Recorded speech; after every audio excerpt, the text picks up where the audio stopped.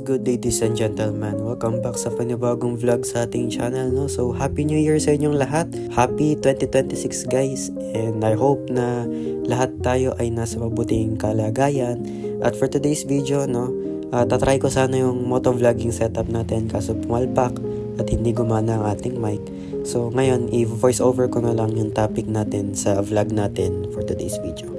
So bago tayo mag-start sa topic ng vlog natin ngayon or sa video na to, no, gusto ko din pag-usapan yung update sa motor na to, no, sa motor natin na si Honda Click, no. Kung mapapansin nyo, may mga nagbago at may mga accessories na tayong kinabit. Di naman mga malaking accessories yan, no. So, ano lang talaga siya, yung pang design and such, and for practical use lang din. Pag-uusapan din natin yan for today's video. So pahapyawan ko na kayo sa topic natin today. So kahit na may Honda Click tayo, yes, pangarap ko din naman tong si Honda Click at makapag-motor. Pero syempre may preference tayo at may mga gusto tayong motor o pinapangarap. Ako talaga guys, yung napupusuan kong motor is yung Yamaha Sniper 155, no. Ever since pa lang nung high school ako, no, yan na yung motor na gusto ko at na iisa sa puso ko. Wala lang, talagang napakaganda niya para sa akin paningin eh.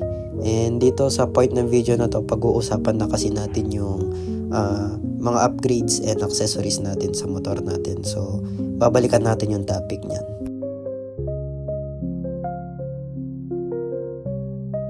Ayan, kung mapapansin nyo, nagpalit ako ng decals, no? Naka-striping or stripe line decals ako. Parang napupusuan ko na yung black-red motif ng stock na Honda Click dati. Kaya, ayan, binalik ko siya sa black-red motif, no? Yung parang stock lang yan na version 2 nun. Pero napansin ko kasi, may napanood akong vlog ni Kuya J Moto, yung recently na pinakita niya yung mga upgrades and accessories niya sa motor niya. Napakaganda pala ng motif or ng combination ng black-red pati gold.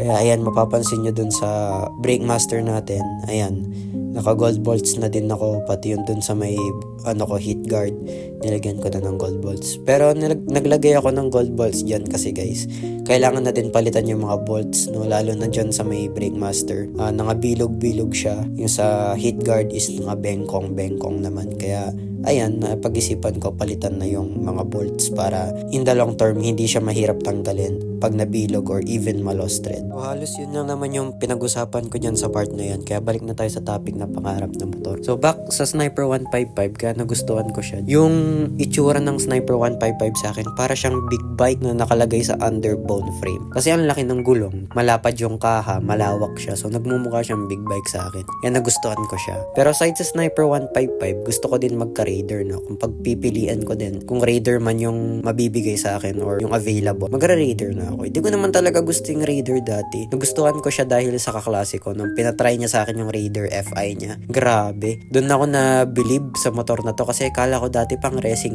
lang, no? Pang racing, pang kamote gaming, pero hindi pala. Napakaganda ng motor in general as a daily use motorcycle kasi. Lalo na dito sa Tarlac, palaging traffic, no? Madali siyang isingit, manipis, no? Napakadaling isingit at napakagaan pa. Pero kontento naman ako na may Honda Click ako at may motor ako kasi napakalaking privilege nito guys, yung may lisensya ka tapos nakakapag-motor ka. Kaya contented na ako sa motor ko ngayon, no? Yung Honda Click natin. Pero syempre, pagka may chance or if ever man magkatrabaho ako, maging successful sa buhay, bibili ako ng Sniper kasi pangarap natin yan. So halos yun na naman yung gusto kong pag-usapan for today's video, no? Happy New Year ulit, no? Sa mga sumusubaybay at nanonood ng video natin. Kahit napaka-minimalistic, no? At napaka-generic ng mga videos natin, parang mga any other motovloggers lang. Pero dahil documentation naman to ng motor natin, and ginagawa natin siya for fun, no? Pangkasiyahan. Sana kayo din is natutuwa sa mga videos and content na ilalabas natin sa channel na to. So again, Happy New Year guys! Happy 2026! I hope that 2026 proves a good year for you. Kung hindi mo man nakamit yung mga goals mo last year, sana this year pagpalain ka at more good things will come on your way. Yun lamang,